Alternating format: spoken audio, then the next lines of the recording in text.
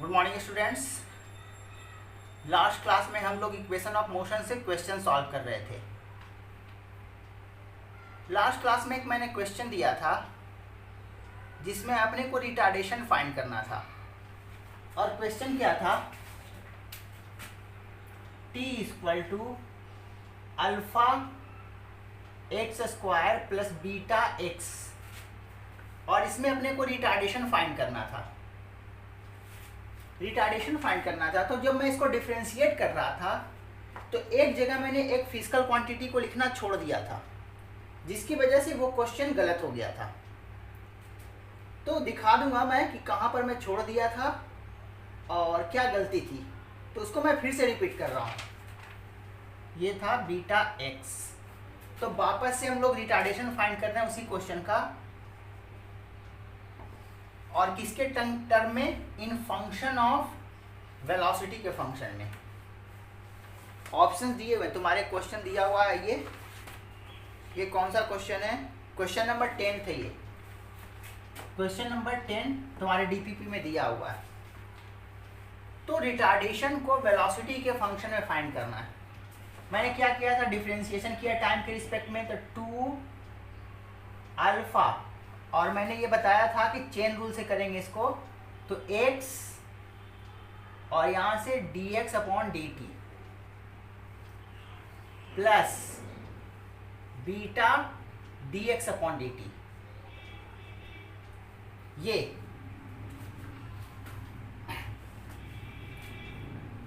Chain rule से ये आया था अपना। अब मैंने इसको लिखने के टर्म में क्या कर दिया था, मैंने इसका वाला वैल्यू लिखा ही नहीं था, ये छूट गया था लिखना। तो यहाँ पर क्या होगा, 2 अल्फा एक्स और इसके जगह पर v, यही छूट गया था और ये मैंने गलती से लिखा ही नहीं था।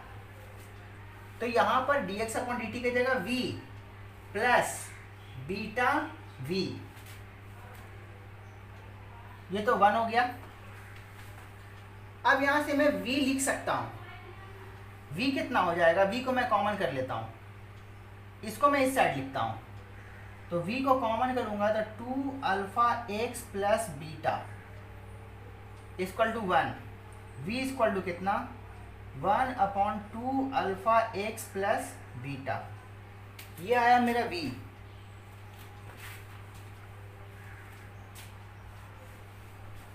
अब जो ये आया था डिफरेंशिएशन, इसको फर्दर टाइम के रिस्पेक्ट में डिफरेंशिएट करते हैं। तो डिफरेंशिएट करेंगे, differentiating both sides with respect to time. तो यहाँ 1 का डिफरेंशिएशन 0, 2 अल्फा तो कांस्टेंट है। ये देखो तो दो वेरिएबल का डिफरेंशिएशन है जो दोनों प्रोडक्ट में है। और याद करो प्रोडक्ट का डिफरेंशिएशन मैंने कैसे सिखाया था, एक का डिफरेंशिएशन दूसरे को मल्टीप्लाई में प्लस दूसरे का डिफरेंशिएशन पहले को मल्टीप्लाई में। तो कांस्टेंट को तो मैंने बाहर कर लिया और x का डिफरेंशिएशन करूंगा तो आएगा वेलोसिटी। एक बार लिख देता हूं मैं एक स्टेप, और वेलोसिटी पहले से था प्लस, इस बार क्या करूंगा, x को मल्टीप्लाई में लिखूंगा, वेलोसिटी को डिफरेंशिएशन लिखूंगा, ये प्लस इसका डिफरेंशिएशन। तो यहाँ बीटा कांस्टेंट है और dv अपॉन dt टाइम के रिस्पेक्ट में डिफरेंशिएट कर रहा था, बीटा कांस्टेंट था, बाहर कर लिया, dv अपॉन dt।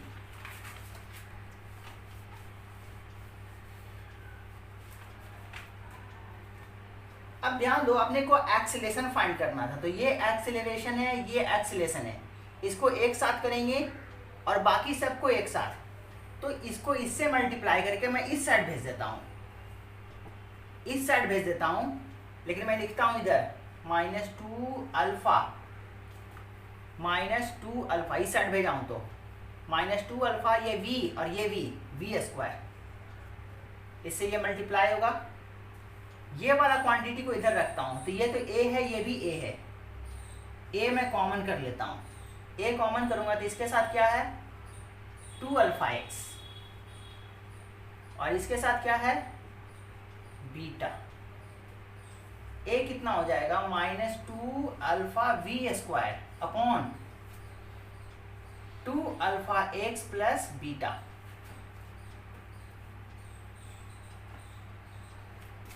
यहां से देखो तो मैं इसको 1 से मल्टीप्लाई करता हूं।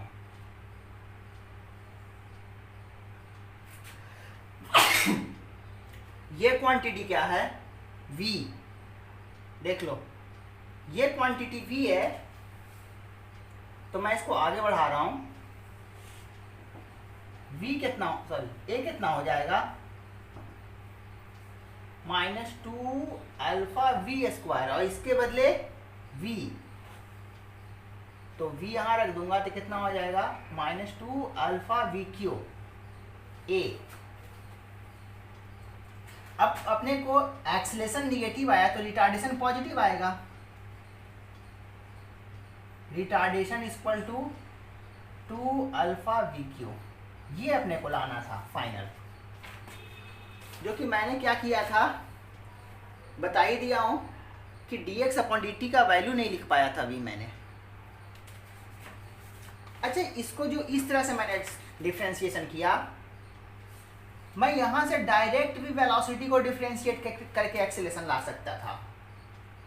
जो मैंने इससे पहले वाले का इक्वेशन का डिफरेंशिएट किया था, वो मैं डायरेक्ट वेलोसिटी को डिफरेंशिएट करूंगा तो एक्सेलेरेशन मिलेगा। तो ये भी एक तरीका है, लेकिन मैंने इसलिए इस मेथड से इसलिए नहीं किया ताकि यहाँ पर डिफरेंशिएशन थोड़ा सा टफ हो जाता है। यहाँ पर डिफरेंशिएशन करना थोड़ा टफ है, इसलिए मैं इस मेथड से आया था। तो मैं क्या करता हूँ, इस मेथड से भी डिफरेंशिएशन करके एक्सेलेरेशन फाइंड करता हूँ। ये मैं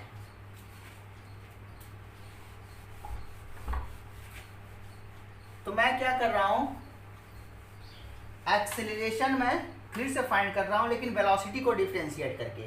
तो एक्सेलरेशन क्या होता है? dv upon dt। किसको डिफरेंशिएशन करना है? t के रिस्पेक्ट में इसको डिफरेंशिएशन करना है। 1/2 अल्फा एक्स प्लस बीटा, इसको डिफरेंशिएशन करना है। सबसे पहले तो x का फंक्शन है तो x के रिस्पेक्ट में डिफरेंशिएट होगा। तो सबसे पहले तो चेन रूल लगाएंगे। तो चेन रूल लगाते हैं, तो मैं इसको क्या करता हूँ, d/dx बनाता हूँ और इसको मैं ऊपर ले जाता हूँ। 2 अल्फा एक्स प्लस बीटा का पावर -1, ये, और यहाँ पर dt था, dx लिखा हूँ तो dx यहाँ लिखना पड़ेगा dt। ये x पर डिपेंड कर रहा है तो x के रिस्पेक्ट में डिफरेंशिएट करेंगे। तो मैंने चेन रूल से यहाँ पर dx बनाया, तो यहाँ पर dx और नीचे dt था। अब याद करो इसको कैसे डिफरेंशिएट करते हैं। इसको डिफरेंशिएट करने के लिए मैंने एक्सप्लेन किया था कि इसको मैं z मान लूं तो z का पावर -1 का डिफरेंशिएशन z के रिस्पेक्ट में, यानी कि इसका इस पूरे का डिफरेंशिएशन इसके रिस्पेक्ट में होगा। या तो तुम z मान लो तो कहो कि z का पावर -1 का डिफरेंशिएशन z के रिस्पेक्ट में, नहीं तो डायरेक्ट ही लिख दो कि इसका डिफरेंशिएशन इसके रिस्पेक्ट में। तो मैं वही करने जा रहा हूं। तो मैं क्या करने जा रहा हूं, यहां से a = इसका डिफरेंशिएशन करना है तो इसके रिस्पेक्ट में करना पड़ेगा। d2 alpha x plus beta के रिस्पेक्ट में करना पड़ेगा। किसका differentiation? 2 alpha x plus beta का पावर -1 का differentiation.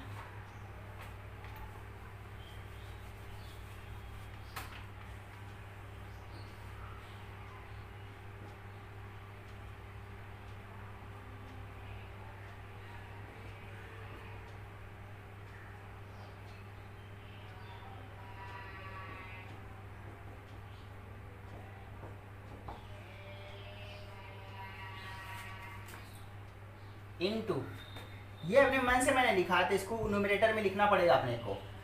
2 alpha x plus beta का डिफरेंशिएशन x के रिस्पेक्ट में, इसका डिफरेंशिएशन x के रिस्पेक्ट में, और x का डिफरेंशिएशन t के रिस्पेक्ट में, क्योंकि फाइनली ये वेलोसिटी का डिफरेंशिएशन t के रिस्पेक्ट में। तो आपने को टी के रिस्पेक्ट में डिफरेंशिएशन करना था। ये मेरा बना चेन रूल से। तो इतना तुम्हें चेन रूल बहुत अच्छे से नहीं आता होगा, ये मैं मान के चल रहा हूँ, इसीलिए मैंने इस मेथड से नहीं सिखाया था, वरना डिफरेंशिएशन मैं इधर से भी कर सकता था। तो अगर चेन रूल बहुत अच्छे से आता है तो फिर ये मेथड ही आसान है। तो क्या करेंगे, यहां से देखो, तो अगर मैं इसे z मान लूं तो z का पावर -1 का डिफरेंशिएशन z के रिस्पेक्ट में क्या हो जाएगा, पावर को बाहर करते थे और जिसका डिफरेंशिएशन कर रहे हैं उसी को लिखते थे, लेकिन पावर एक कम करके, यानी क्या हो जाएगा -1 का पावर z²। वही मैं यहाँ लिखने जा रहा हूँ, -2α(x + β का होल स्क्वायर। यहाँ क्या हो जाएगा, यहाँ से देखो तो इसका डिफरेंशिएशन प्लस इसका डिफरेंशिएशन, 2α कांस्टेंट है, 2α कांस्टेंट है, x का डिफरेंशिएशन x के रिस्पेक्ट में 1 प्लस बीटा का डिफरेंशिएशन 0, तो इसका डिफरेंशिएशन सिंपली 2α आएगा, प्लस सॉरी इंटू dx/dt, यही तो v है। तो कितना हो गया ये, -2αv/2αx + बीटा का होल स्क्वायर। और याद करो v इक्वल टू क्या था, 1/2αx + बीटा, यही था मेरा v। तो इधर स्क्वायरिंग कर देंगे तो ये भी square, 1/d² equal to v²। तो इतना का वैल्यू v² है, -2αv और यहाँ v²। तो फाइनली मेरा रिजल्ट आ जाएगा a इक्वल टू -2αv, तो पहले से था, ये 1/d को लिख सकता हूँ v²। एक्सेशन निगेटिव है, रिटार्डेशन क्या आ जाएगा, 2αv3। तो डिफरेंशिएशन तुम कैसे करते हो कोई फर्क नहीं पड़ता, आंसर वही आने वाला है। अब कौन सा तुम्हें आसान लगता है उसके बेसिस पर तुम करना, बल्कि तुम्हें दोनों आने चाहिए। अब मैं आगे बढ़ूंगा।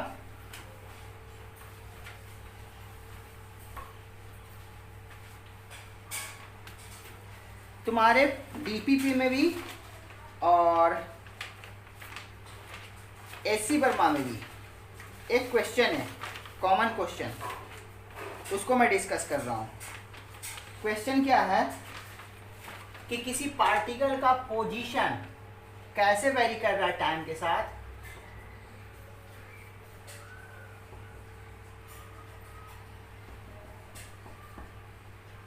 ये क्वेश्चन नंबर है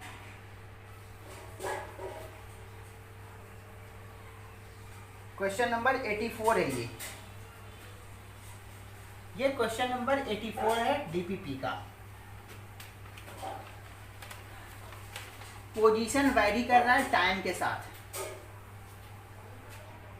जहां ये सेकंड में होगा। ये देखो तो ये टाइम है, तो टाइम को कुछ माइनस कर रहे हैं, टाइम में कुछ माइनस कर रहे हैं, तो जाहिर है ये भी टाइम ही रहा होगा। तो ये सेकंड में है, 2 सेकंड बोल सकते हैं इसको। एक्स टाइम पर डिपेंड कर रहा है, जहां पर ए, हालांकि क्वेश्चन में नहीं दिया फिर भी मैं एक्सप्लेन कर देता हूं। A is related to acceleration, acceleration नहीं है लेकिन एक्सेलरेशन से रिलेटेड है। टी टाइम है, एक्स पोजीशन है और ए रिलेटेड टू एक्सेलरेशन है। इसमें से 4 ऑप्शन तुमसे पूछता है कि पार्टिकल का इनिशियल स्पीड यू है क्या। 4 ऑप्शन में पहला ऑप्शन ये है, दूसरा ऑप्शन ये है कि पार्टिकल का एक्सेलरेशन ए है, तीसरा ऑप्शन है कि पार्टिकल का एक्सेलरेशन 2a है, चौथा ऑप्शन है कि t इक्वल टू 2 सेकंड पर पार्टिकल ओरिजिन पर है, at t equal to 2 second x equal to 0। Origin का मतलब x इक्वल टू 0। तो ये तो रखते ही पता चल जाता है, 2 रख दो, t equal to 2, 2 minus 2 0, 2 minus 2 0, सबको 0 बना देगा। तो ये ऑप्शन तो ऐसे ही दिखता अपने को कि 2 सेकंड पर पार्टिकल ओरिजिन पर होगा। ओरिजिन का मतलब x इक्वल टू 0। तो फोर्थ ऑप्शन तो है ही। फर्स्ट ऑप्शन, सेकंड ऑप्शन और third option. Initial velocity u है क्या? अच्छा, ये इनिशियल वेलोसिटी ये 4 नहीं है, u है, ये u है। इनिशियल वेलोसिटी u है या नहीं है, ये चेक करना अपने को। अब याद करो, ये सेकंड इक्वेशन हम लोग कैसे लिखते थे? x equal to u t plus half a t square, यही तो लिखते थे। और अगर इसको और अच्छे से दिखाऊं, ये पोजीशन बोलूं अगर, तो मैं ऐसे बताया था कि x equal to x not plus u t plus half a t square. अगर इनिशियल पोजीशन पता है तो किसी टाइम पर पोजीशन कैसे लिखते हैं? इस तरह से। तो तुम इस इक्वेशन को इस फॉर्मेट में लिख दो। इस फॉर्मेट में जो कांस्टेंट आएगा, टाइम से इंडिपेंडेंट आएगा, वो इनिशियल पोजीशन को रिप्रेजेंट करेगा। टाइम से इंडिपेंडेंट क्वांटिटी, अगर ये पोजीशन है तो कांस्टेंट क्वांटिटी इनिशियल पोजीशन को रिप्रेजेंट करेगा। टी से मल्टीप्लाई वाला क्वांटिटी इनिशियल स्पीड को रिप्रेजेंट करेगा। हाफ टी स्क्वायर से मल्टीप्लाई क्वांटिटी एक्सेलरेशन को रिप्रेजेंट करेगा। तो मैं वही करने जा रहा हूं, इसको इस फॉर्मेट में कन्वर्ट करने जा रहा हूं। तो मैं क्या करूंगा, यहां से देखो तो यू टी और u t minus 2u plus a square plus b square minus 2ab यानी कि 4t, ये कर दिया। अब यहां से देखो तो कांस्टेंट को एक जगह मैं करता हूं। कांस्टेंट को क्या क्या है? 2u है, टाइम से इंडिपेंडेंट। और यहां पर क्वेश्चन में ये भी दिया हुआ कि एक्सेलरेशन कांस्टेंट है। एक्सेलरेशन कांस्टेंट है तो जाहिर है इसी फॉर्मेट का पोजीशन और एक्सेलरेशन से रिलेटेड, इनिशियल वेलोसिटी से रिलेटेड यही इक्वेशन होता है। तो मैं यहाँ पर 4a कांस्टेंट है, 4a कांस्टेंट है और ये माइनस 2u कांस्टेंट है। तो क्या करूँगा, 4a माइनस 2u, ये तो कांस्टेंट आ गया। प्लस टाइम से रिलेटेड कौन सा टर्म है? ये है, और ये टाइम से रिलेटेड है जो कि a से मल्टीप्लाई है। तो मैं टाइम बाहर कर लूँ तो यहाँ से u कांस्टेंट आएगा, यहाँ से माइनस 4a बाहर आएगा। t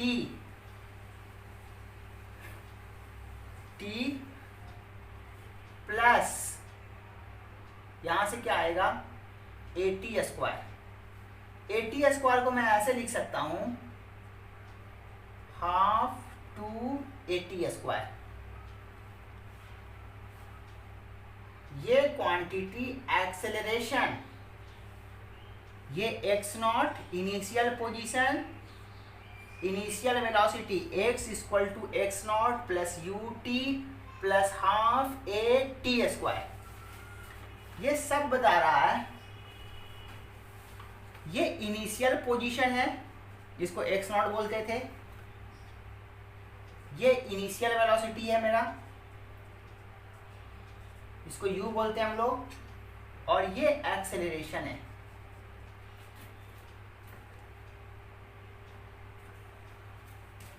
तो यहां से एक्सेलरेशन मेरा कितना आ रहा है, 2a, ये नहीं आ रहा। और इनिशियल वेलोसिटी u नहीं है, ये initial velocity u minus 4a है।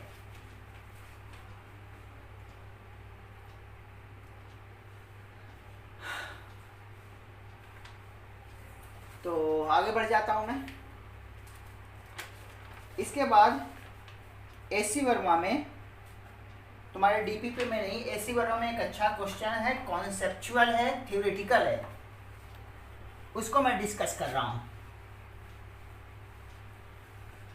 ये तुम्हें ऑब्जेक्टिव 2 एससी वर्मा में दो टाइप के ऑब्जेक्टिव्स हैं, ऑब्जेक्टिव 1 और objective 2।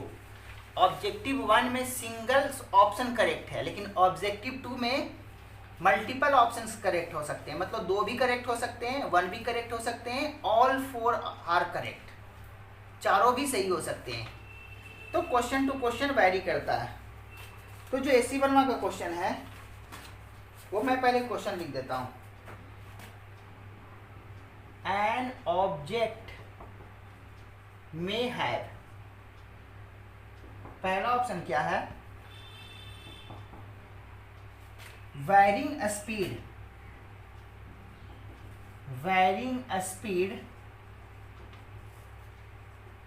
without having varying velocity, और ऐसे ही करके स्पीड के जगह वेलोसिटी और यहाँ वेलोसिटी की जगह speed, varying velocity without having varying speed, ये सेकंड ऑप्शन। थर्ड ऑप्शन कैसे है,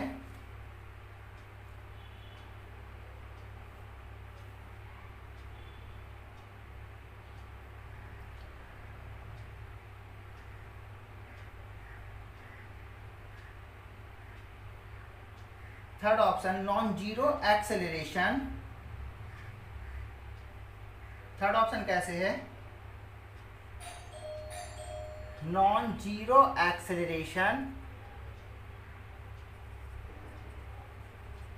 without having varying velocity, without having varying velocity. और फोर्थ ऑप्शन ऐसे ही है, non zero acceleration without having varying velocity, नहीं स्पीड। ये 4 ऑप्शन है। कौन कौन से ऑप्शंस करेक्ट हैं,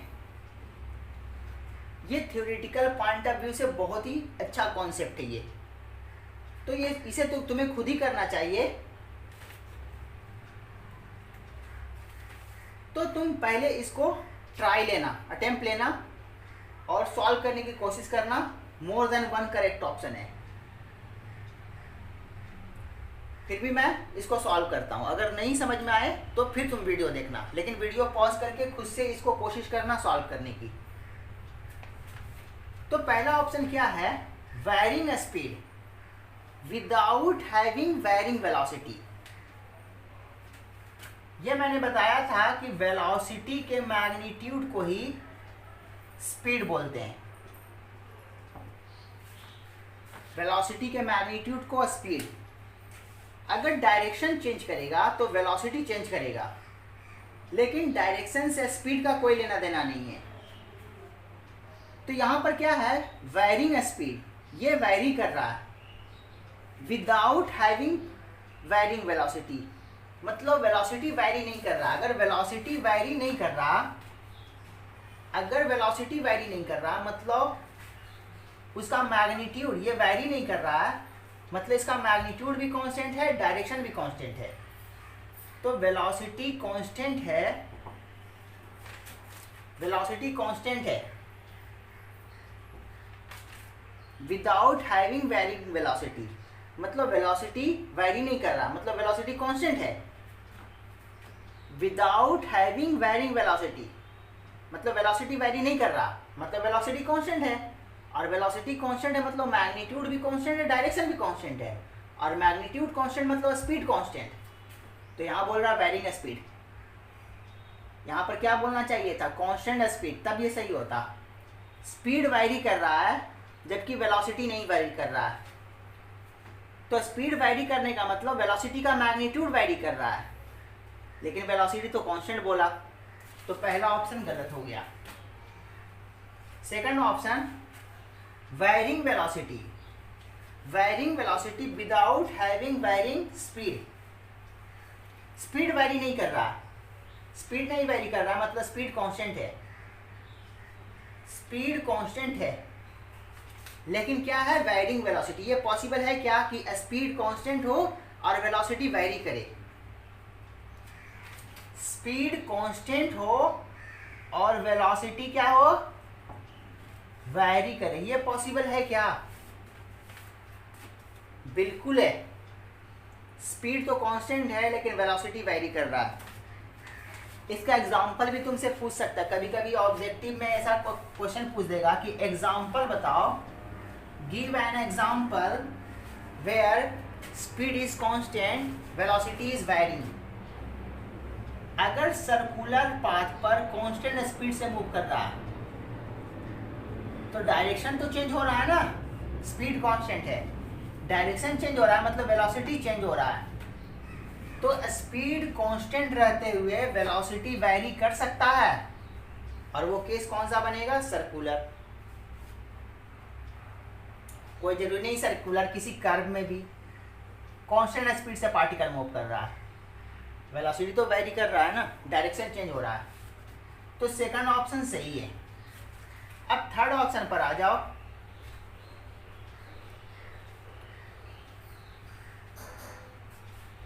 थर्ड ऑप्शन क्या है, non zero acceleration.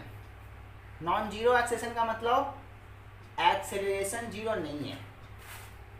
Without having varying velocity, बिना वेलोसिटी के वैरी किए हुए, मतलब वेलोसिटी वैरी नहीं कर रहा, मतलब वेलोसिटी कैसा है, कांस्टेंट है। अगर वेलोसिटी कांस्टेंट हो जाएगा तो एक्सेलरेशन कहां से मिलेगा,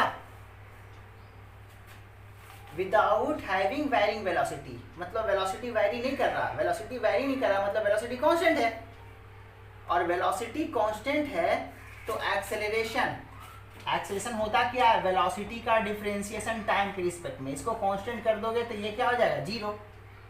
तो ये गलत हो गया। नॉन जीरो एक्सेलरेशन, फिर से एक्सेलरेशन जीरो नहीं है। विदाउट हैविंग वैरिंग स्पीड, मतलब स्पीड वैरी नहीं कर रहा, स्पीड वैरी नहीं कर रहा मतलब स्पीड कैसा है, कांस्टेंट है। ठीक है ना, स्पीड कांस्टेंट है लेकिन सर्कुलर पाथ पर मूव कर रहा है तो वेलोसिटी तो चेंज कर रहा है ना। स्पीड कांस्टेंट है लेकिन वेलोसिटी क्या हो रहा है, चेंज हो रहा है, और वेलोसिटी चेंज होगा तो एक्सेलरेशन मिलेगा। मतलब स्पीड कांस्टेंट होते हुए भी वेलोसिटी वैरी हो सकता है, और वेलोसिटी वैरी हो जाएगा तो एक्सेलरेशन मिलेगा। अब मैं एक कॉन्सेप्ट और बता रहा हूं जो अभी तो ज्यादा यूज नहीं होगा लेकिन एक हद तक पूछा जा सकता है, लेकिन आगे इसका और अच्छा यूज है। मैं तुमसे पूछता हूं,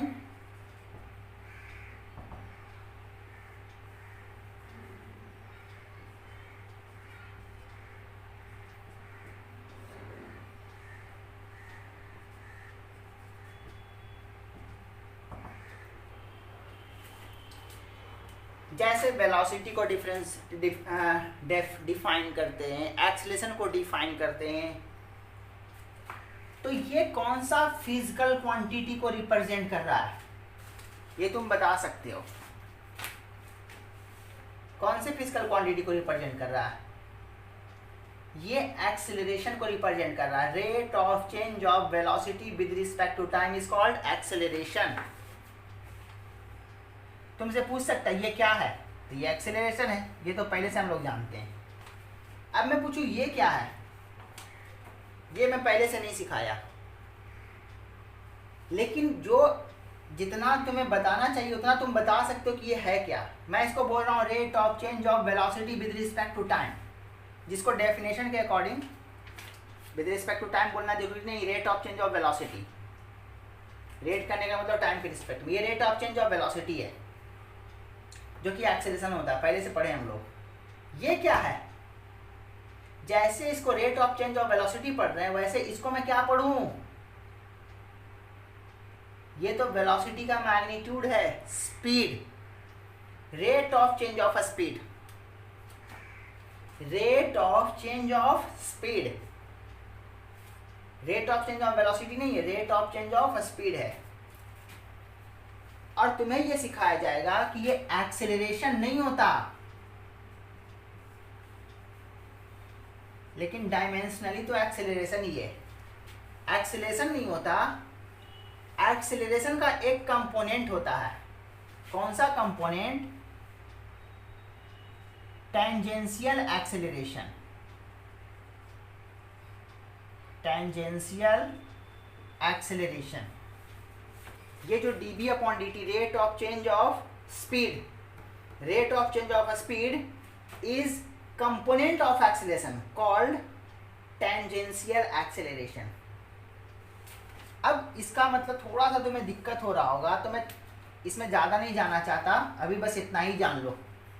थोड़ा सा मैं एक्सप्लेन करता हूँ कि जब कोई पार्टिकल सर्कुलर पाथ पर मूव करता है तो पार्टिकल के पास दो टाइप के एक्सेलरेशन हो सकते हैं, एक सेंटर की तरफ और एक टेंजेंट की तरफ, और दोनों के रिजल्टेंट को बोलते हैं नेट एक्सेलरेशन। जो नेट एक्सेलरेशन है वही ये नेट एक्सेलरेशन है। और ये देखो तो टेंजेंट के अलोंग जो कंपोनेंट है नेट एक्सेलरेशन का, यही है टेंजेंशियल एक्सेलरेशन।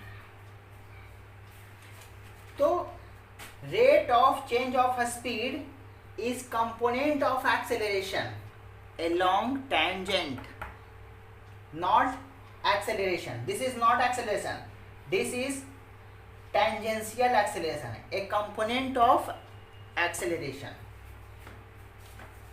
तो अब ये tangential acceleration है, इसलिए मैं इसको tangential acceleration बोल रहा हूँ। तो ये acceleration और ये tangential acceleration।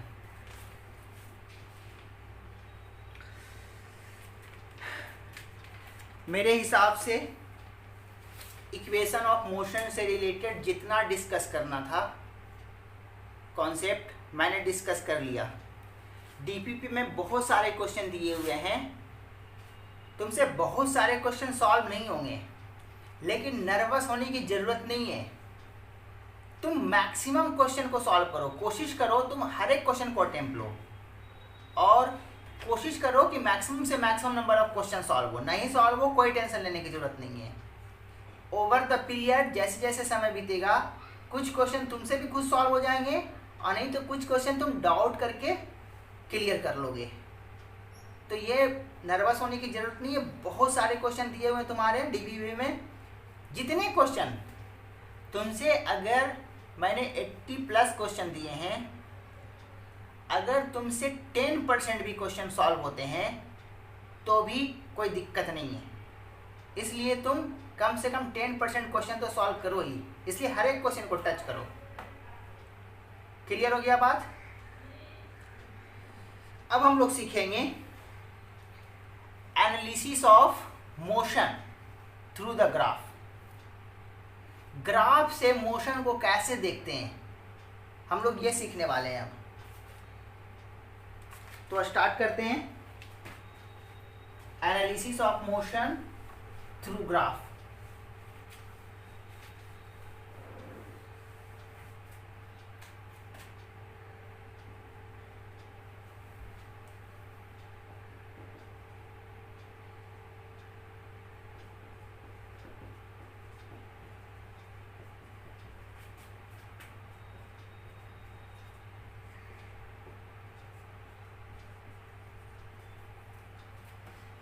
ये ग्राफ वाले क्वेश्चन मैक्सिमम बच्चों को समझ में नहीं आता, क्योंकि वो ग्राफ का सिग्निफिकेंस ही नहीं समझ पाते कि ग्राफ एक्चुअली क्या कह रहा है। तो मैं पहले समझाने की कोशिश करता हूँ कि जो ग्राफ दिया हुआ है वो ग्राफ क्या इंडिकेट कर रहा है। मैं दो तरीके का ग्राफ खींचता हूँ।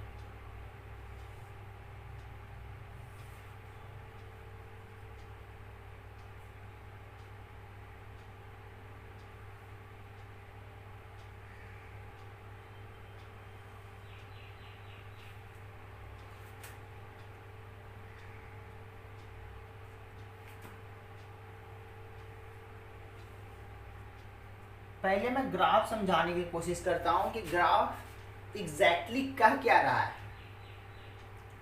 ये एक्स वाई ग्राफ है, मतलब ये एक्स मोशन है, ये वाई मोशन है। तो मैं कहूं कि पार्टिकल ऐसे चला, तो ये क्या बता रहा है कि पार्टिकल इसी पाथ पर मूव कर रहा है। देखो तो एक्स कोऑर्डिनेट, वाई कोऑर्डिनेट।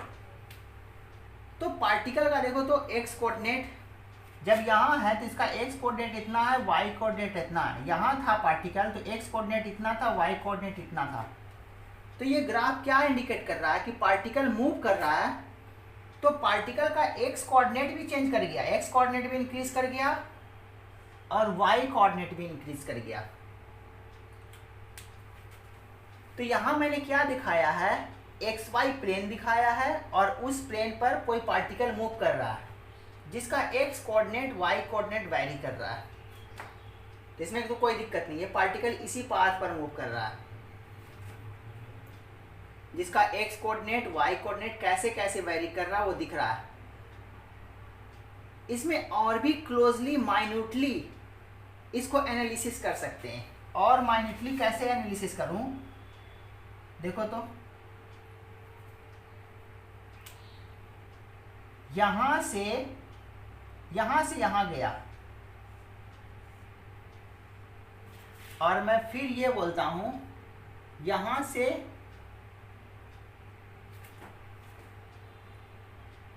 यहीं से रखता हूं, यहां से फिर यहां गया, यहां चलाता हूं।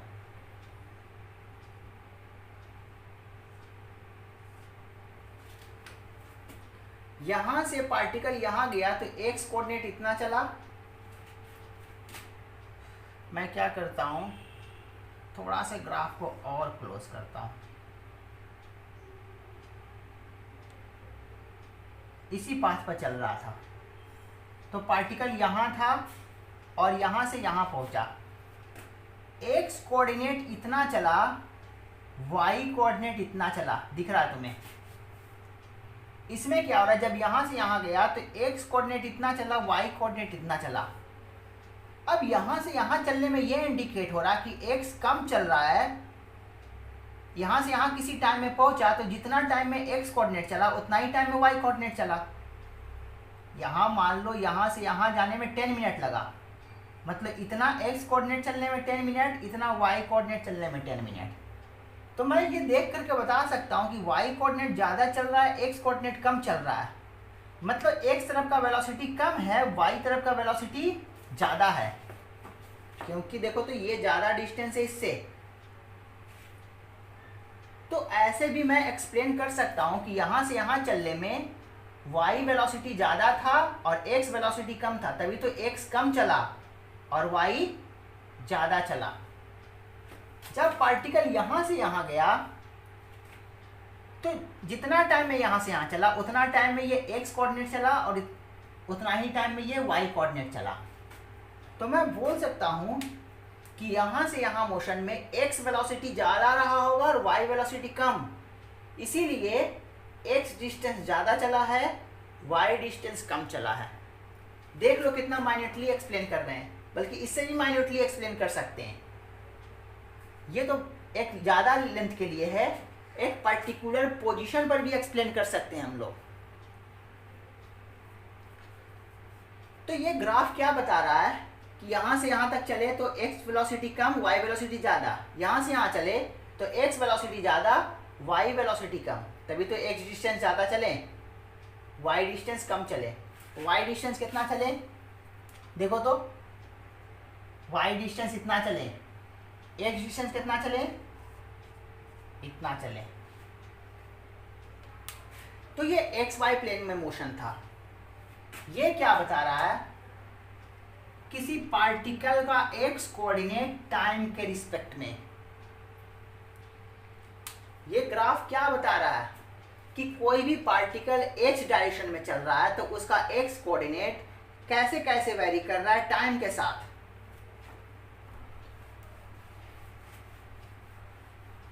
इस ग्राफ में मैंने दिखाया था कि जो पाथ था उसी पर पार्टिकल मूव कर रहा था, लेकिन यहाँ पर पार्टिकल इस पाथ पर नहीं मूव कर रहा है। ये कंफ्यूजन मत लेना कि पार्टिकल इस पाथ पर मूव कर रहा है। ये ग्राफ क्या इंडिकेट कर रहा है कि कौन से टाइम पर कौन सा पोजीशन। अगर मैं एक स्ट्रेट लाइन बनाऊं, किसी पार्टिकल का ये पोजीशन दिया हुआ है, किसी पार्टिकल का एक्स ग्राफ, मतलब टाइम के साथ उसका एक्स कैसे वेरी कर रहा है। तो ये ग्राफ बता रहा है कि t=0 पर x 0 था, मैं x=0 पर t=0 पर x 0 दिखाया हूँ। अब देखो तो टाइम जैसे जैसे इंक्रीज कर रहा है x भी क्या हो रहा है, इंक्रीज कर रहा है, और पॉजिटिव एक्स इंक्रीज कर रहा है, मतलब पार्टिकल किधर मूव कर रहा है, इधर मूव कर रहा है। अब एक समय ऐसा आया, मैं ग्राफ को थोड़ा सा स्ट्रेट कर देता हूं, ये यहां तक पहुंचा पार्टिकल। अब देखो तो टाइम इंक्रीज कर रहा है लेकिन पार्टिकल का एक्स चेंज कर रहा है क्या, पार्टिकल का एक्स नहीं चेंज कर रहा, क्योंकि ये स्ट्रेट लाइन है, ना ऊपर जा रहा ना नीचे जा रहा है, ये स्ट्रेट हॉरिजॉन्टल है। तो टाइम तो इंक्रीज कर रहा है यहाँ से यहाँ तक, लेकिन एक्स नहीं चेंज कर रहा, मतलब पार्टिकल जहाँ था वहीं है। ये हॉरिजॉन्टल लाइन क्या बताता है कि पार्टिकल जहाँ था, पार्टिकल का एक्स कोऑर्डिनेट फिक्स हो गया यहाँ से यहाँ तक, टाइम चेंज कर रहा है तो टाइम चेंज कर रहा है, पार्टिकल का एक्स कोऑर्डिनेट नहीं चेंज कर रहा है, मतलब पार्टिकल रेस्ट में है। तो एक सर्टेन टाइम, मान लो कि यहाँ पर के टाइम को मैं t1 कहूँ, तो t1 टाइम तक तो चला, और यहाँ पर के टाइम को t2 कहूँ तो t2 टाइम तक नहीं चला, t1 से t2 टाइम तक यही था, तो t1 टाइम पर भी यही था, t2 टाइम पर भी यहीं पर है पार्टिकल, t1 से लेके t2 टाइम तक यहीं पर है। अब देखो तो टाइम जैसे जैसे चेंज कर रहा है, पार्टिकल का एक्स कोऑर्डिनेट इंक्रीज कर रहा है, मतलब फिर से पार्टिकल चलना शुरू कर दिया, फिर से चलना शुरू कर दिया। तो ये ग्राफ क्या बता रहा था कि पार्टिकल चलना शुरू किया, क्योंकि टाइम चेंज कर रहे हैं तो एक्स भी चेंज हो रहा है, फिर इस टाइम से इस टाइम तक पार्टिकल चला ही नहीं, फिर इसके बाद चलना शुरू किया और उसी डायरेक्शन में। अगर मैं ये ग्राफ इधर ना दे करके ऐसे कर देता, तो देखो तो अब टाइम बढ़ने के साथ एक्स घटना शुरू हो गया, एक्स घटना शुरू हो गया मतलब वापस पार्टिकल जाना शुरू हो गया, एक्स बढ़ता इधर घटता इधर, क्योंकि ओरिजिन यहाँ है, इधर जाएंगे तो घटेगा एक्स। मैं फिर से ग्राफ को बना दे रहा हूँ, क्योंकि ये समझना बहुत ज़रूरी है कि क्या हो रहा है। अगर मैं इसे टाइम एक्सिस, इसे एक्स एक्सिस, तो देखो तो जैसे जैसे टाइम बढ़ रहा है एक्स बढ़ रहा है, एक्स बढ़ रहा है, बढ़ते बढ़ते मैक्सिमम, इसको मैं नया ग्राफ से करता हूँ, टाइम बढ़ रहा है, ये एक्स एक्सिस है, यहाँ पर ग्राफ नहीं है, ये यहाँ पर मान लो ओरिजिन है, x=0, एक्स एक्सिस ये है, t=0 पर यहाँ था, जैसे जैसे टाइम इंक्रीज करने लगा एक्स इंक्रीज करने लगेगा पार्टिकल का, मतलब पार्टिकल इधर जा रहा है, यहाँ पर का x यहाँ पर का टाइम को बोलता हूँ t=t0, t0 टाइम पर यहाँ और उसका पोजीशन x0, तो ये मैं x0 बोलूँगा तो टाइम कौन सा होगा, t0 का, t0 टाइम पर x0 पोजीशन। अब देखो तो उसके बाद पार्टिकल का पोजीशन घटने लगा, टाइम बढ़ा तो मतलब पार्टिकल वापस मुड़ गया, और इस टाइम पर इस टाइम को बोलता हूँ t1 टाइम, t1 टाइम पर पार्टिकल वापस ओरिजिन पर यहाँ पर आ गया। तो उम्मीद है कि ये समझ में आ गया होगा बहुत अच्छे से। जब मैं XY प्लेन में मोशन दिखाऊं तो पार्टिकल उसी पाथ पर जो मैंने ग्राफ दिखाया है उसी ग्राफ पर मूव कर रहा होगा पार्टिकल, लेकिन जब XT ग्राफ YT ग्राफ दूं, मतलब टाइम के साथ X या Y कैसे वेरी कर रहा है वो बताता है क्वेश्चन में। या मैं इसको ऐसे भी दे सकता था, ये वेलोसिटी है, ये टाइम है, तो ये देखो तो क्या इंडिकेट कर रहा है, इसी ग्राफ को मैं वेलोसिटी टाइम से बोलता हूँ। जैसे जैसे टाइम इंक्रीज कर रहा है वेलोसिटी इंक्रीज कर रहा है, वेलोसिटी इंक्रीज कर रहा है। उसके बाद वेलोसिटी क्या हो गया, मैग्नीट्यूड 22, डायरेक्शन 22 तो बाद में देखेंगे। ऐसे भी दिख रहा, वापस जाने का मतलब क्या, इधर का वेलोसिटी पॉजिटिव तो इधर का वेलोसिटी क्या, नेगेटिव। तो यहाँ पर डायरेक्शन के बारे में बाद में बात करेंगे हम लोग। ये वेलोसिटी क्या है, ये वेलोसिटी पॉजिटिव, ये सारे वेलोसिटी पॉजिटिव, ये भी वेलोसिटी पॉजिटिव है, लेकिन यहाँ से यहाँ तक तो वेलोसिटी इंक्रीज कर रहा है, इसके बाद वेलोसिटी का मैग्नीट्यूड क्या हो रहा है, डिक्रीज कर रहा है। वेलोसिटी पॉजिटिव इधर यहाँ से यहाँ तक भी है, यहाँ से यहाँ तक भी है, लेकिन यहाँ से यहाँ तक वेलोसिटी का मैग्नीट्यूड इंक्रीज कर रहा है, यहाँ से यहाँ तक मैग्नीट्यूड डिक्रीज कर रहा है। तो ग्राफ का बेसिक आइडिया पता चल चुका है तुम्हें। अब मैं कुछ क्वेश्चन दिखाता हूं तुम्हें।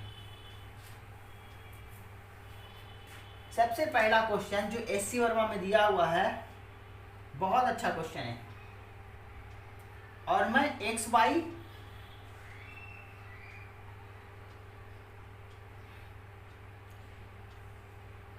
एससी वर्मा में ये क्वेश्चन तो नहीं दिया हुआ, लेकिन मैं अपने मन से इसे फ्रेम कर रहा हूं।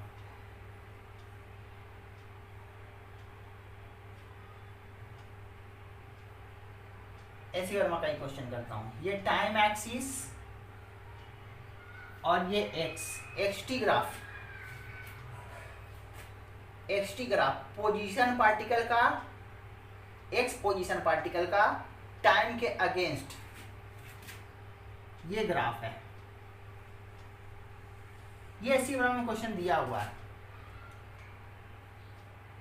यहां पर टाइम मैं अपने मन से कुछ ऐसा कर देता हूं, 1 2 3 4 5 6 7 8 9 10, इस तरह से सेकंड में है ये टाइम।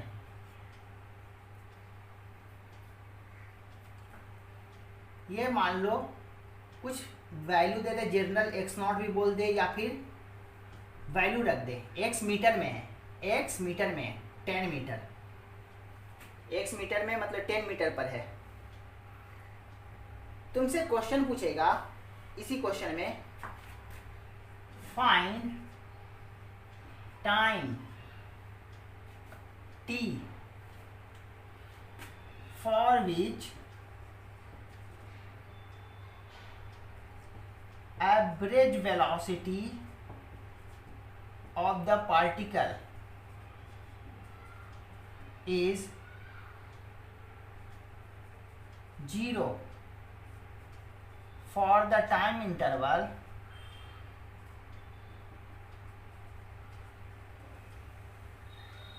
0 to t second. वो टाइम बताना है, वो एक पर्टिकुलर टाइम टी बताना है। किसके लिए?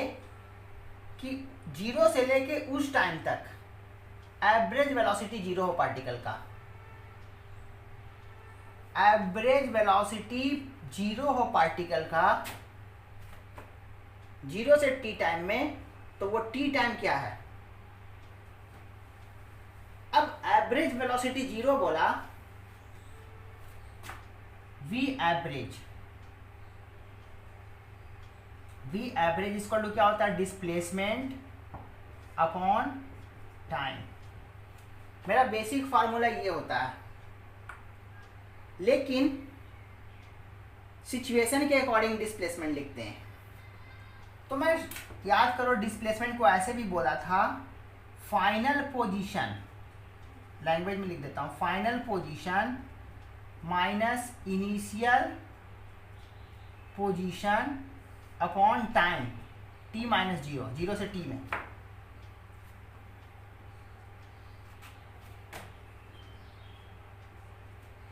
ये क्या बता रहा है?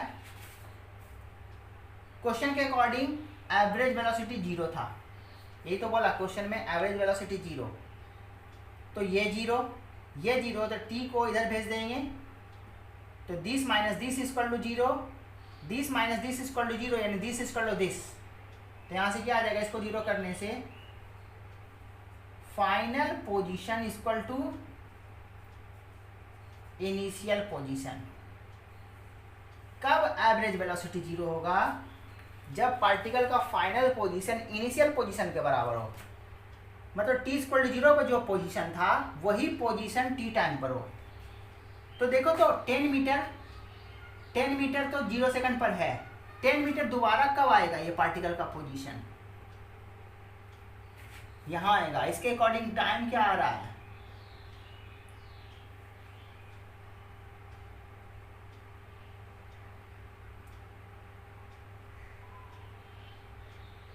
देख लो क्वेश्चन कैसे है। इनिशियली 10 मीटर पर था, दोबारा 10 मीटर पर एक्स कोऑर्डिनेट कब आया, 7 सेकंड पर। यानी कि क्वेश्चन का आंसर जो टी तुमसे पूछ रहा था 7 सेकंड है। ये अच्छा क्वेश्चन है। फिर से मैं इसको एक ग्राफ को एक्सप्लेन करता हूँ। पार्टिकल का एक्स कोऑर्डिनेट, मान लो ये x इक्वल टू 0, ये क्या ग्राफ बता रहा है कि पहले x कोऑर्डिनेट घट रहा है। मैं इधर दिखाता हूँ, x इक्वल टू 0, यहाँ 0 लेता हूँ, x इक्वल टू 0 यहाँ, लेकिन पार्टिकल t इक्वल टू 0 पर है कहाँ, 10 मीटर पर। पार्टिकल कहाँ है, t इक्वल टू 0 पर, 10 मीटर पर। तो 10 मीटर मैं यहाँ लेता हूँ, यहीं पर पार्टिकल था और यहाँ से क्या हुआ देखो तो, यहाँ तक नीचे आया है। मतलब मैं मान सकता हूँ कि 4 सेकंड तक एक्स कोऑर्डिनेट घटा है। 0 सेकंड पर यहाँ था पार्टिकल और ये 4 सेकंड तक घटा है। कहाँ पहुँचा ये नहीं बताया, 4 सेकंड तक घटा और 4 सेकंड के बाद वापस पोजीशन बढ़ना शुरू हो गया। t इक्वल टू 4 सेकंड, और 4 सेकंड के बाद वापस पोजीशन बढ़ना शुरू किया। और आगे देखो, आगे मैं बहुत दूर तक नहीं दिया हूँ, ऐसे भी दे सकता था, जैसे भी दे दो। आगे टाइम के साथ x बढ़ रहा है, तो आगे टाइम के साथ x बढ़ रहा है, तो डिस्प्लेसमेंट, एवरेज वेलोसिटी के लिए डिस्प्लेसमेंट 0, तो डिस्प्लेसमेंट पहले से 10 मीटर पर था, तो फाइनली 10 मीटर पर कहीं पर आएगा। जब 10 मीटर पर आया तो डिस्प्लेसमेंट क्या हो गया, 0। ऐसे भी देख लो, ग्राफ से देखो या पाथ से देखो, यहाँ से यहाँ गया, ये गया, तो 10 मीटर पर था, वापस 10 मीटर पर आएगा तो डिस्प्लेसमेंट 0। वापस 10 मीटर पर कब आया, यहाँ से ग्राफ से देख लेंगे हम।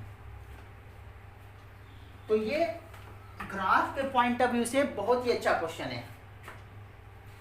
इसको बहुत अच्छे से आना चाहिए, समझने की कोशिश करना, अपना बुक खोलना और इस क्वेश्चन को फिर से खुद से सॉल्व करने की कोशिश करना।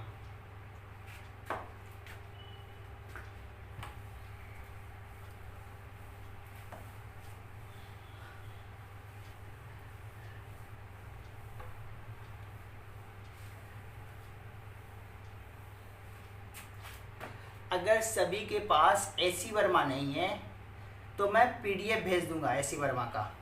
फिर भी कोशिश करना कि सभी के पास बुक हो, क्योंकि पीडीएफ से देखना और बुक से देखना वो उसमें डिफरेंस आ जाता है, क्योंकि बार बार तुम अपना मोबाइल खोल करके नहीं देख सकते और मोबाइल से पढ़ भी नहीं सकते। इसलिए बुक तो कोशिश करना खरीद लेना, लेकिन मैं आज तुमको पीडीएफ भेज दूंगा एसी वर्मा का।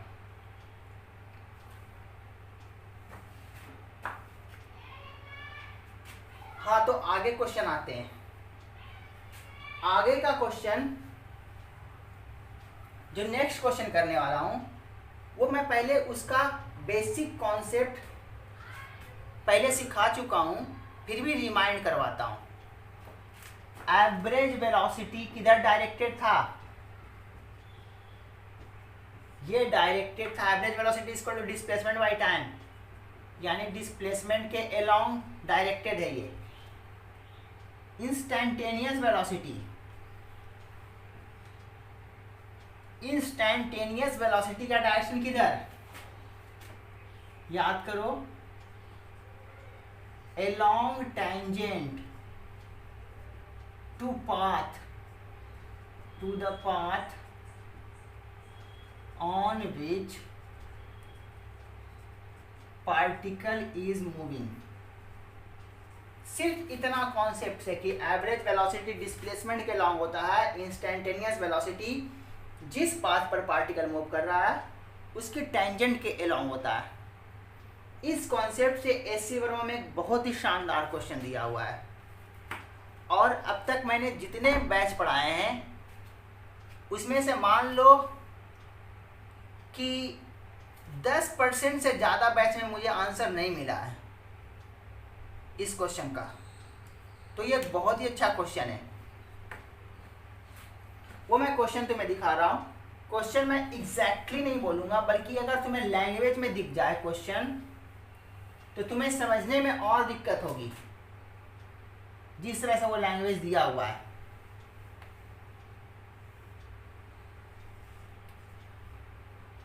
यहाँ पर फिर से एक्स वाई मोशन, मतलब पार्टिकल का पाथ ही दे रहा होगा, जो ग्राफ होगा वो पार्टिकल का पाथ होगा।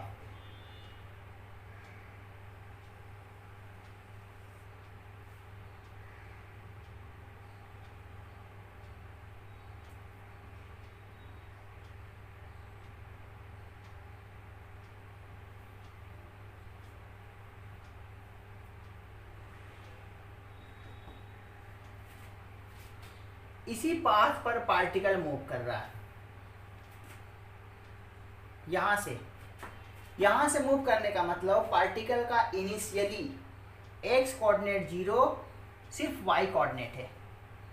पार्टिकल का इनिशियली वाई कोऑर्डिनेट है, एक्स कोऑर्डिनेट 0 है। अब क्या हुआ, पार्टिकल का एक्स कोऑर्डिनेट बढ़ना शुरू हो गया, लेकिन वाई कोऑर्डिनेट घटना शुरू हो गया। कब तक वाई कोऑर्डिनेट घट रहा है, यहाँ तक। अब देखो तो x भी बढ़ रहा है, y भी बढ़ रहा है, x भी बढ़ रहा है, y भी बढ़ रहा है। फिर से x तो बढ़ रहा है लेकिन y घटना शुरू हो गया, क्योंकि नीचे आ रहा है ग्राफ।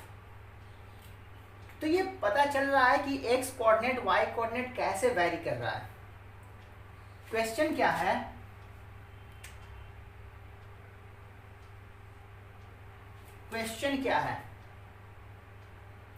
क्वेश्चन ये है,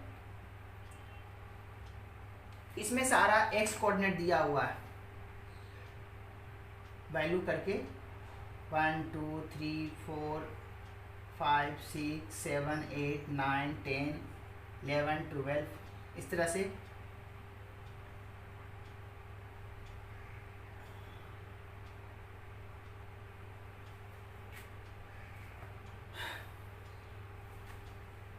पार्टिकल का x और y कोऑर्डिनेट बताओ। यहां से स्टार्ट किया है, तुमसे क्या बोलता है,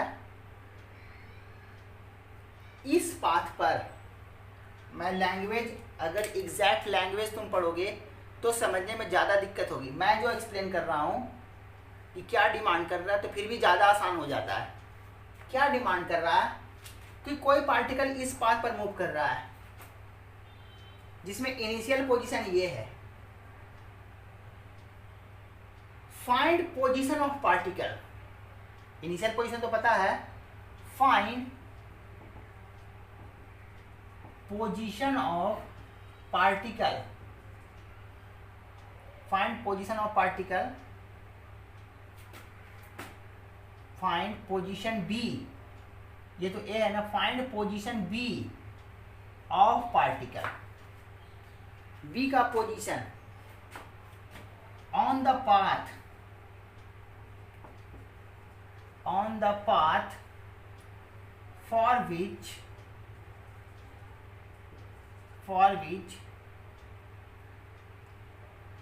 direction of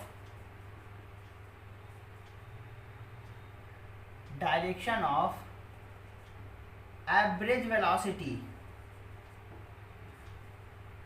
for A to B is same as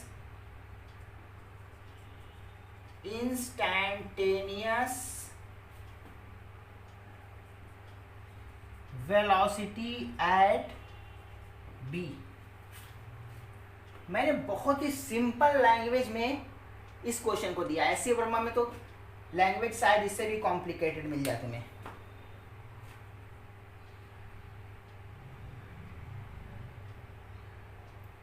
इसी पाथ पर पार्टिकल मूव कर रहा है, find position B of the particle. इस पाथ पर बी पोजीशन कहां पर है, किसके लिए, for which direction of average velocity for A to B, A से बी के लिए जो एवरेज वेलोसिटी का डायरेक्शन हो वही बी पर के इंस्टेंटेनियस वेलोसिटी का डायरेक्शन हो। The direction of average velocity for A to B is same as the instantaneous velocity at B. जो ए से बी में एवरेज वेलोसिटी का डायरेक्शन है वही बी पर के इंस्टेंटेनियस वेलोसिटी का डायरेक्शन बने। वीडियो को पॉज करना, खुद से सॉल्व करने की कोशिश करना। मैं सॉल्यूशन कर रहा हूँ, उसके बाद ही तुम देखना। पहले अपना दिमाग लगा लिया करो किसी भी क्वेश्चन में। ये नहीं कि तुम्हारे पास सॉल्यूशन है तो तुरंत किताब खोल के देख लिए या फिर तुरंत सर वाला जो नोट्स है उसको देख लिए। हाँ, तो मैं इसको ऐसे बोलता हूँ, एक अपने मन से रैंडम सिचुएशन लेता हूँ। पहले मैं गलत करके दिखाता हूँ, तब तुम्हें सही शायद खुद से कर सको। मान लो कि मैं बी यहां लेता हूं, तो मैं ए से बी में डिस्प्लेसमेंट ये होगा तो एवरेज वेलोसिटी का डायरेक्शन ये, और बी पर इंस्टेंटेनियस वेलोसिटी किधर होता है? टेंजेंट के अलोंग होता है। तो बी पर का इंस्टेंटेनियस वेलोसिटी का डायरेक्शन और ए से बी तक का एवरेज वेलोसिटी का डायरेक्शन सेम है क्या? नहीं है, तो ये पॉइंट तो बी नहीं होगा। लेकिन अब इतना तुम्हें हिंट्स मिल गया है कि अब इसके बेसिस पर तुम शायद आंसर कर दो। ये इतना बड़ा हिंट्स है कि इसके बाद 90% लोगों का आंसर आ जाना चाहिए। तो फिर से यहाँ से वीडियो पॉज करके सोचने की कोशिश करना। अब मैं फाइनल सॉल्यूशन कर रहा हूँ।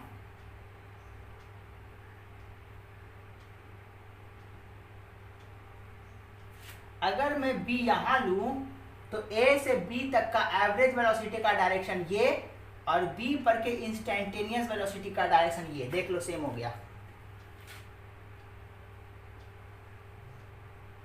ए से बी तक का एवरेज वेलोसिटी का डायरेक्शन जो है वही बी पर के इंस्टेंटेनियस वेलोसिटी का डायरेक्शन है।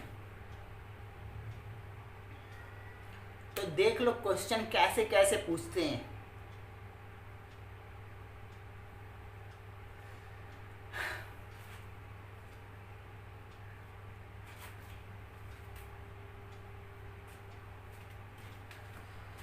आज के लिए तो इतना ही करते हैं।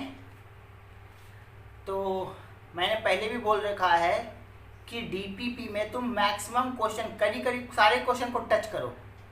जितने क्वेश्चन सॉल्व हो सके उतने तुम सॉल्व करो, बाकी मेरे लिए तुम छोड़ दो। और बहुत हद तक पॉसिबिलिटीज़ है कि मैं विदिन 1 मंथ बारपेटा रोड में आऊँ। तो तुम चाहो तो पर्सनली कॉलेज में आके डाउट वगैरह पूछ सकते हो। तो एक एडवांटेज ये भी है कि तुम्हें पर्सनल लेवल पर भी डाउट पूछ सकते हो आकर के, वो आगे तुम्हें कन्वे कर दिया जाएगा कॉलेज की तरफ से। तो अपने क्वेश्चन मैक्सिमम क्वेश्चन सॉल्व करो और जो डाउट है वो मेरे लिए छोड़ रखो। लेकिन ये नहीं कि सारे क्वेश्चन मेरे लिए छोड़ दो। तो नेक्स्ट क्लास में मिलते हैं।